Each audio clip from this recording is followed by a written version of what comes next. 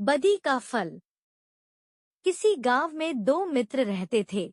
बचपन से उनमें बड़ी घनिष्ठता थी। उनमें से एक का नाम था पाप बुद्धि और दूसरे का धर्म बुद्धि। पाप बुद्धि पाप के काम करने में हिचकिचाता नहीं था। कोई भी ऐसा दिन नहीं जाता था जबकि वह कोई न कोई पाप न करे। यहाँ तक कि वह अपने सगे संबंधियों के साथ भी बुरा व्यवहार करने में नहीं चूकता था। दूसरा मित्र धर्म बुद्धि सदा अच्छे अच्छे काम किया करता था। वह अपने मित्रों की कठिनाइयों को दूर करने के लिए तन, मन, धन से पूरा प्रयत्न करता था। वह अपने चरित्र के कारण प्रसिद्ध था। धर्म बुद्धि को अपने बड़े परिवार का पालन पोषण करना पड़ता था। वह बड़ी कठिनाइयों से धनोपार्जन करता था।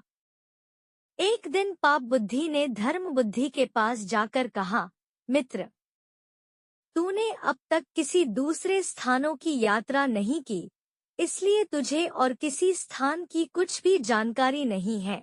जब तेरे बेटे पोते उन स्थानों के बारे में तुझसे पूछेंगे तो तू क्या जवाब देगा? इसलिए मित्र, मैं चाहता हूँ कि तू मेरे साथ घूमने चल। धर्म बुद्धि ठहरा निष्कपट। वह छल फरेब नहीं जानता था। उसने उसकी बात मान ली। ब्राह्मण से शुभ मुहूर्त निकलवा कर वे यात्रा पर चल पड़े। चलते चलते वे एक सुंदर नगरी में जाकर रहने लगे। पाप बुद्धि ने धर्म बुद्धि की सहायता से बहुत सा धन कमाया। जब अच्छी कमाई हो गई तो वे अपने घर की ओर रवाना हुए। रास्ते में पाप बुद्धि मन ही मन सोचने लगा कि मैं इस धर्म बुद्धि को ठग कर इस सारे धन को हथिया लूं और धनवान बन जाऊं। इसका उपाय भी उसने खोज लिया। दोनों गांव के निकट पहुंचे। पाप बुद्धि ने धर्म बुद्धि से कहा, मित्र, यह सारा धन गांव में ले जाना ठीक नहीं। यह सुनकर धर्म बुद्धि ने पूछा, इसको कैसे बचाया जा सकता है? पाप बुद्धि ने कहा, सारा धन अगर गांव में ले गए तो इसे भाई बंटवा लेंगे और अगर कोई पुलिस को खबर कर देगा तो जीना मुश्किल हो जाएगा। इसलिए इस धन में से आवश्यकता के अनुसार थोड़ा थोड़ा लेकर बाकी को किसी जंगल में गाड़ दें। जब जरूरत पड़ेगी तो आकर ले जाएंगे। यह सुनकर धर्म बुद्धि बहुत खुश हुआ। दोनों ने वैसा ही किया और घर लौट गए। कुछ दिनों बाद पाप बुद्धि उसी जंगल में गया और सारा धन निकालकर उसके स्थान पर मिट्टी के ढेले भर आया। उसने वह धन अपने घर में छिपा लिया। 3-4 दिन बाद वह धर्म बुद्धि के पास जाकर बोला, मित्र, जो धन हम लाए थे वह सब खत्म हो चुका है। इसलिए चलो जंगल में जाकर कुछ धन और ले आएं।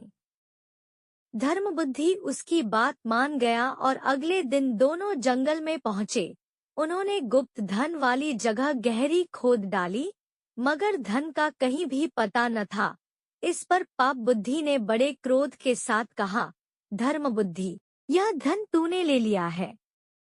धर्म बुद्धि को बड़ा गुस्सा आया। उसने कहा, मैंने यह धन नहीं लिया। मैंने अपनी जिंदगी में आज तक ऐसा नीच काम कभी नहीं किया। यह धन तूने ही चुराया है।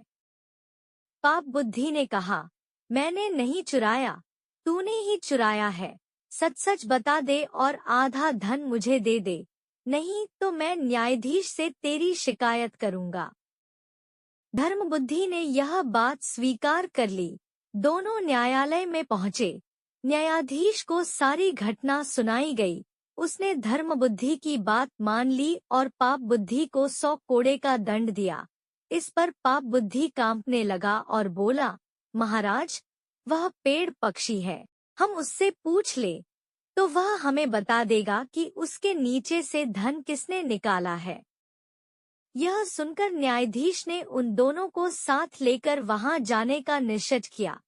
पाप बुद्धि ने कुछ समय के लिए अवकाश मांगा और वह अपने पिता के पास जाकर बोला, पिताजी, अगर आपको यह धन और मेरे प्राण बचाने हों तो आप उस पेड़ की खोखर में बैठ जाएं और न्यायाधीश के पूछने पर चोरी के लिए धर्म बुद्धि का नाम ले दें। पिता राजी हो गए। अगले दिन न्यायाधीश, पाप बुद्धि और धर्म बुद्धि वहां गए।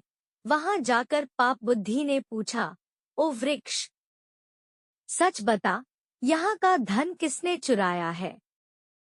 खोखर में छिपे उसके पिता ने कहा, धर्म बुद्धि ने। यह सुनकर न्यायाधीश धर्म बुद्धि को कठोर कारावास का दंड देने के लिए तैयार हो गए। धर्म बुद्धि ने कहा, आप मुझे इस वृक्ष को आग लगाने की आज्ञा दे दें। बाद में जो उचित दंड होगा उसे मैं सहर्ष स्वीकार कर लूंगा।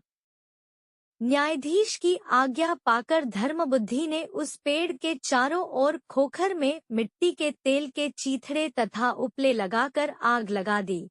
कुछ ही क्षणों में पाप बुद्धि का पिता चिल्लाया, अरे, मैं मरा जा रहा हूँ, मुझे बचाओ। पिता के अज्जले शरीर को बाहर निकाला गया तो सच्चाई का पता चल गया। इस पर पाप बुद्धि को मृत्यु दंड दिया गया। धर्म बुद्धि खुशी खुशी अपने घर लौट गया।